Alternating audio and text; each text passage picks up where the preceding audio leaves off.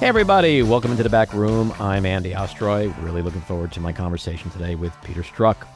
We shall get to Pete in just a second, but first, thank you for tuning in. We appreciate you listening, and we'd love to hear your comments. So email us at backroomandy@gmail.com and or post on our social media, and we'll read some feedback next time. And if you like the podcast, please follow or subscribe and rate and review, and you'll be notified every time we post a new episode. So, Peter Strzok served in the FBI from 1996 to 2018, rising to the deputy of its counterintelligence division.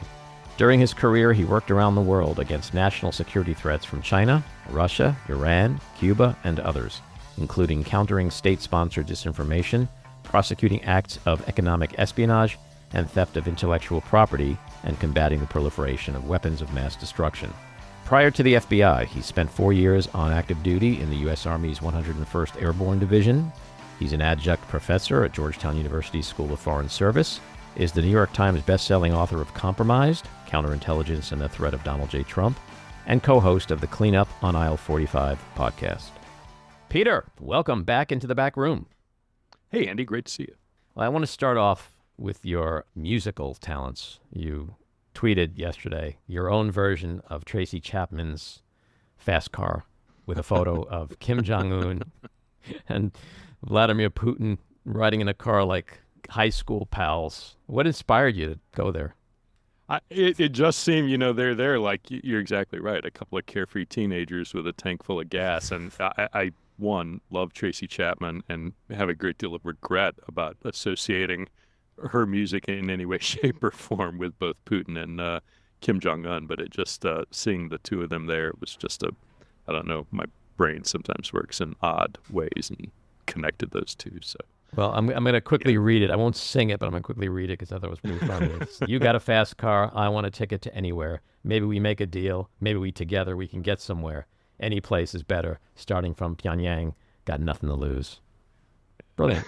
Brilliant. You got another career ahead of you if you ever get out of this business. Yeah, it's satire. If it pays, we'll see if I can, get a job. It was fun watching all the stuff online, like carpool karaoke, like all that stuff, parodying that. But, to get serious based on a joke you just made, tank full of gas and a shitload of nuclear weapons, right? I mean, the image of those two guys sitting in the car like a couple of high school kids going to Dairy Queen, when in fact they are the two most evil people on this planet, questionably. We might throw a third in there who's actually domestic. And what they possess that could destroy the world. The contrast was just, I found it so striking. Right, and all of it, the arrival to fanfare and massive parades and adulation, and it's funny, well, not funny. It's interesting, I think, for at least two reasons. One is it really highlights, I think it was John McCain who characterized Russia as a gas station with nukes, right? I mean, there's just not,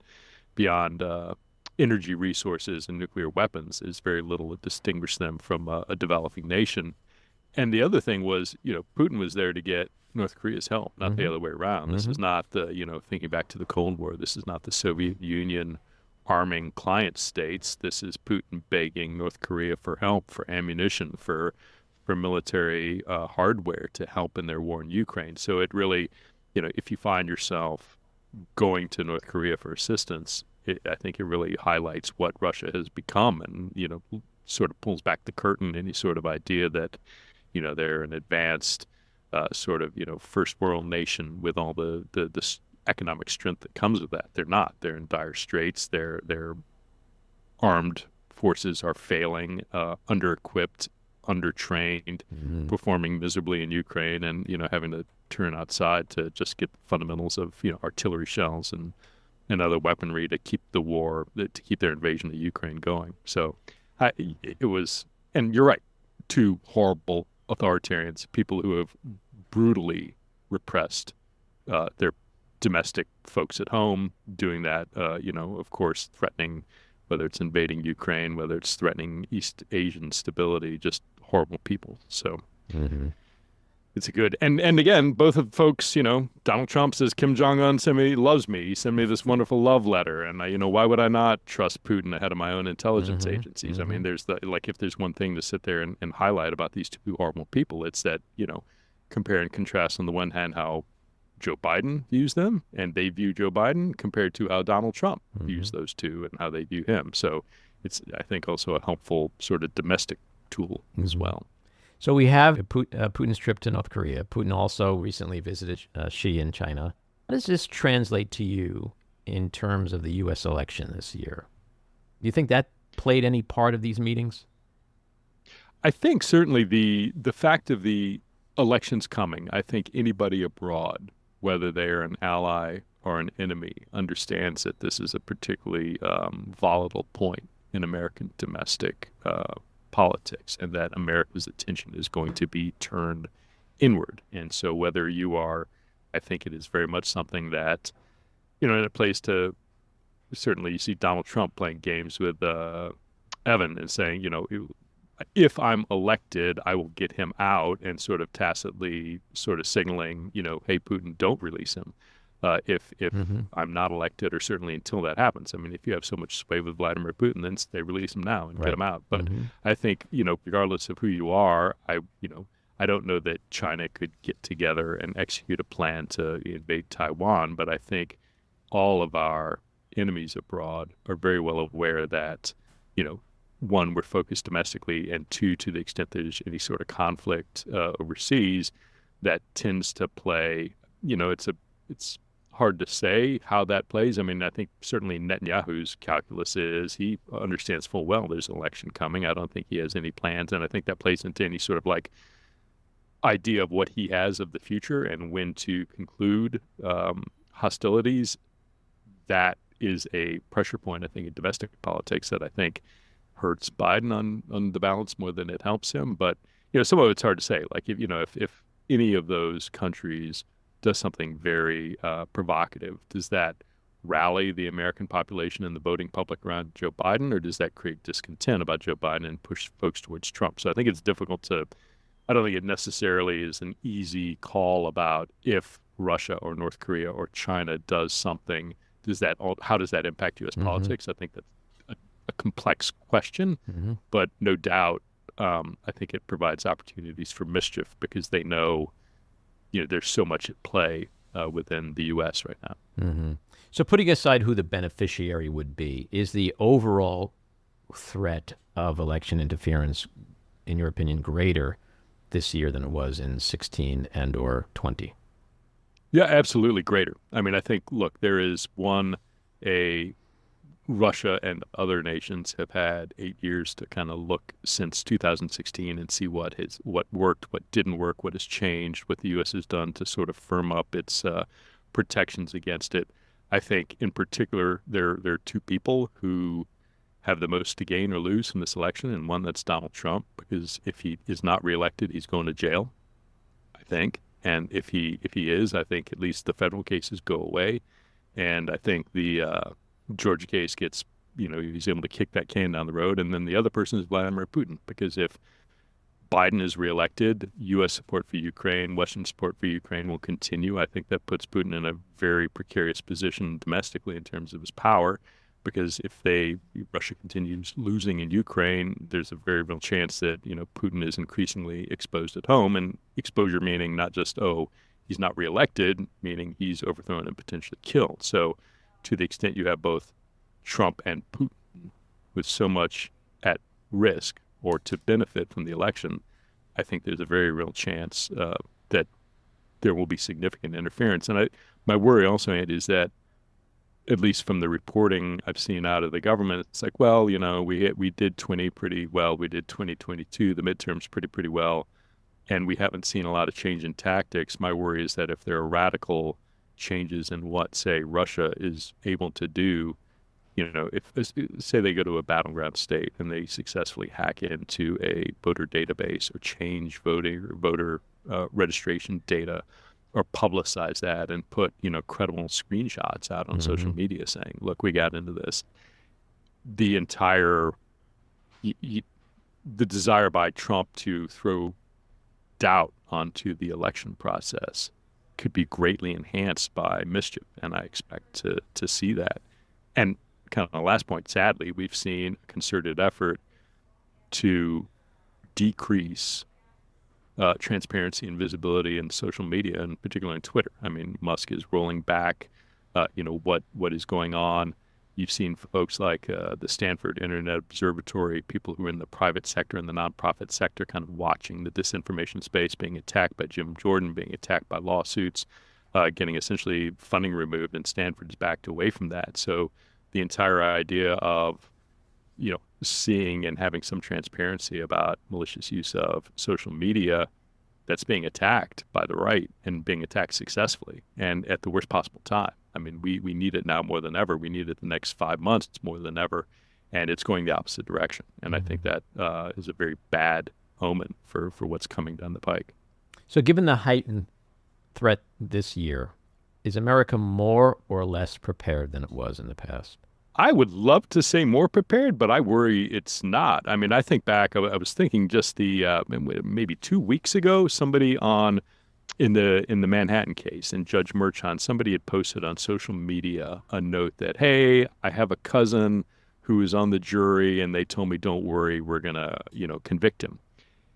And Judge Merchan in the court noticed both parties, the prosecutors as well as Trump's team, that this was there, and he drew their highlight to it. And I think, there was a great deal of consternation, and then suddenly everybody on social media was talking about, oh my God, what does this mean for the conviction? What does this mean? And then just the smallest amount of research found that the person who posted that was clearly a troll. That was, I think, in their screen name or description on the screen name, that they went around just, shit posting, right? And creating nonsense. But for 3 hours, right, the entire media ecosphere was alive and talking about it on cable news. What does this mean? Is this going to be a problem? And it's like, come on, do the most basic first step of research would immediately show this is nonsense, right? It's clearly a crank. Mm-hmm. But for a few hours, the entire world was lit up with, oh my gosh, what does this mean? Now, so translate that to election day or election night. I think we are in a place where, given a week or two, we can sort through to the truth, but Americans will still jump to any conclusion, any fear over the span of a few hours. And so again, if you want to create a lasting disinformation campaign, I think that's pretty tough. If you want to cause mischief over the span of 6 to 24 to 48 hours, unfortunately, I think that's still very, very easy, and Americans are still not prepared to sort of critically think about not leaping to conclusions based on disinformation. Yeah, well, it really speaks to what began as Donald Trump's overall strategy of dumbing down at least 40 to 50% of America. And then once they got sufficiently dumbed down, then to your point, they're susceptible to any bullshit or shit posting because they're not seeking the truth. They're just on a team and they're in a cult and can therefore be fed whatever propaganda Trump wants. What is the biggest overall threat right now? Is it coming from abroad or is it domestic? And that's not necessarily just pertaining to the election. I'm sort of expanding it out to just overall. What is America's biggest threat right now? Well, I mean, I think long term it's climate change. I don't think, we're doing enough to... It is one of these things that it's like a huge ship, right? That if you're trying to change course, it just takes so long. You can't turn on a dime. And I am worried that we're on a path when you look at just the massive spike in temperatures overall around the globe. If you look at just the severe storms, if you look at the fact of how hard it is increasingly to get home insurance at all in entire states like Florida, I think we are rapidly hitting the point where we are going to start seeing real financial hurt coming from that. And it's hard to, and I think we're still, I mean, I'm no scientist, but what I've read, at least 5-10 years from any like significant disruption to our way of life. But the problem is by the time you get there, it's very increasingly exponentially more expensive to change that. So, I mean, if you ask me like the big, what I worry about for our kids sort of thing, that absolutely is, I would say, climate change. I mean, I think domestically, I worry about radicalization. I think Trump to me is not the cause of what I think a lot of the ugliness that we see. I think that has been there forever. The Civil War and Reconstruction didn't sadly fix it. The Civil Rights era didn't fix it. The nastiness, the racism, the misogyny, the intolerance of somebody different, of the immigrant, has been there. And Trump has just given an extraordinary voice, a permission structure to say it out loud. And, it's like getting together with a bunch of all these like-minded people that, historically sort of the societal boundaries to say, well, it's not okay to say that. It's not okay to act on it, have all been removed. And I do worry, one, our ability to look at that and say, hey, is this really who we are as a nation? And it's clearly not. And then the question is, all right, what are we going to do? What should we do if it's not? How do you change those beliefs? How do you deprogram this crazy cult-like behavior where you're right? I mean, there is no talking truth or facts anymore to a certain component of the far right. They will, and you see it time and time again where people go and interview like the crowds at the MAGA rallies. And the minute you challenge any assumption about, oh, crime is out of control. Okay, well, but who do you know? Have you been impacted by crime? No, but it's out of control in the big city. Oh, okay, who do you know in the big city? Well, I don't. It's on TV. It's everywhere. It just is. There's no using fact to get to folks. So I don't know how we, on the one hand, whether you want to call it deprogramming, or on the other hand, I worry that the entrenching of these horrible anti-American, anti-democratic values is going to be so strong that it was always sort of there in the background, sort of an undercurrent all around the United States, but it's become much more pronounced. And I don't know how you dial that back down when an entire political party's embraced it. Yeah, it's interesting what you just said about the rallies. There's a great clip going around right now from the Good Liars. I don't know if you know who they are. Yep. And Jason is at a rally and he sees a young guy about 30 years old wearing a T-shirt with like a guy pissing on the letters CNN. And so he starts to engage him in conversation. So what's the problem with CNN? He goes, well, fake news. And he goes, what's fake about it? And he goes, well, it's just they make shit up. He goes, give me one thing they made up. And he just like he's in line, so he keeps walking, and Jason doesn't let go. And he's like, just one thing. He goes, well, it's just bullshit. They're spewing bullshit. And he goes, give me one example of bullshit. One. Just tell me one thing that you think they said that's not true. And he shuts down and keeps walking. And it's chilling when you see that. It's like how successful Donald Trump and his henchmen have been in convincing people, and to your point, radicalizing them, turning them into extremists. And they have no clue about reality. They have no clue how much they have been lied to and have been played for fools. And the question is, will they ever wake up and realize that? But how do they get to that point, whether it's deprogramming or what? And I don't know. And that's a huge question. And I think it's, what's the appropriate way to respond? I mean, is it to respectfully try and engage and have a reasoned conversation to point out, hey, here are all the problems, or question all their assumptions? And if that doesn't get anywhere, is it to scorn people and make fun of them? Is it, I don't, because there's so much, I think there's a level of decency in a lot, if not most of the folks there. And so how do you try and find that when you've got people who have become so invested with something that is obvious crap, and there presumably is, like, denial is a phenomena as old as time. And if you are so invested in something, to admit that you were wrong, or that you were duped, or that you were dumb, or that you should have known better, there's such extraordinary shame that comes with that. To kind of like have and if you're already sort of, insecure to begin with, whatever drew you to that appeal of Trump, because you felt as a lower middle class white male, you're losing, some unformed feeling that you're losing power to the immigrants or the elites or whatever it is, that, there's already an insecurity there. And then you buy into this con artist, how you get people to realize that and overcome all that wash of negative emotion that is going to attach to seeing the truth is a difficult thing. And to do that not just 10 or 100 people, do that to millions of people for them? I don't know. It's a tough question, and I don't know the answer to it. And we know that some of these people get so radicalized that they do things like they did on January 6th, 2021. How concerned are you about that sort of domestic terrorism and violence in the months leading up to the election and specifically after the election should Trump not win again?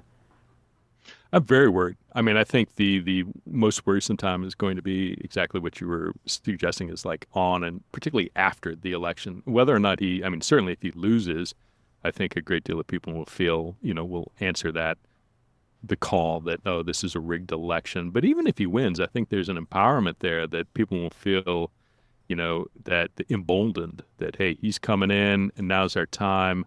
I worry that Trump will play to that either way, as a winner or a loser. I think, clearly as a loser, he'll call for all hell to break loose. As a winner, I can certainly envision him saying, hey, look, as the president, it's like the Proud Boys, stand back and stand by, or the whole Charlottesville, good people on both sides. I think he will encourage action. And I think, again, you look at when you get a group of supporters as large as his, 30 million at least, 95% plus of them are not going to engage in violence. They're not going to break the law. But even if you say, okay, what 1% or a tenth of a percent, when you talk a number like 30 million, I mean, that's still tens of thousands of people potentially inclined to engage in violence. I don't know that it will be a, large January 6th style, tens of thousands of people sort of thing. But I'm very worried that a couple of people, a guy and his buddy who, think the election was robbed, or think that, Trump has given them license to go after his enemies list, have a couple of beers, get a couple of guns, and start, taking matters into their own hands. I'm very worried that's going to happen. And unfortunately, Trump is, not backing away. His rhetoric is increasingly inflammatory. He's not toning anything down. He's, getting worse and worse. He said, whatever it was a month ago, the FBI tried to assassinate me during the search, not Mar-a-Lago. I mean, the things he is saying are accelerating, I think, a movement to violence. And I think it's a matter of time. I'm surprised we have not seen more, frankly, but I think it's a matter of time before we see some really, really ugly violence. Well, as we know from history, all it takes is one person to do something really bad. To pick up on what you just said, as a former lawman, how dangerous is it, this amped up rhetoric against law enforcement and now against the entire judicial system, which he's running so scared from because it's finally catching up to him?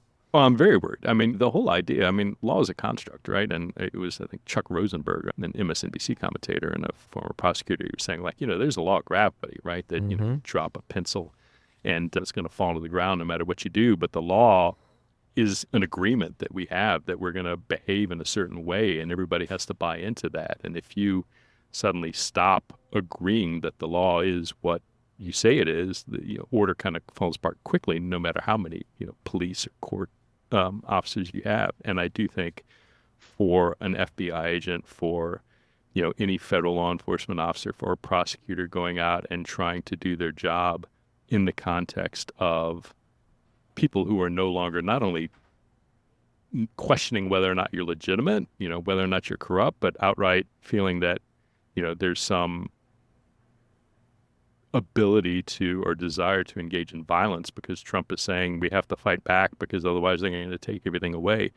I think it's always something that is in the back of your mind, and that there's always, like, when I going into work, you always had a level of caution, of an awareness of your surroundings and the potential threat that you don't expect, but that sort of baseline has greatly increased. And so that just the mental sort of toll that takes is increased, and the environment is more dangerous. And again, I don't think it deters any FBI agent from doing their job, but I think it certainly adds an additional layer of worry, of concern, and not just on the agent, on the agent's family, right? On their spouse and their kids, and there's that.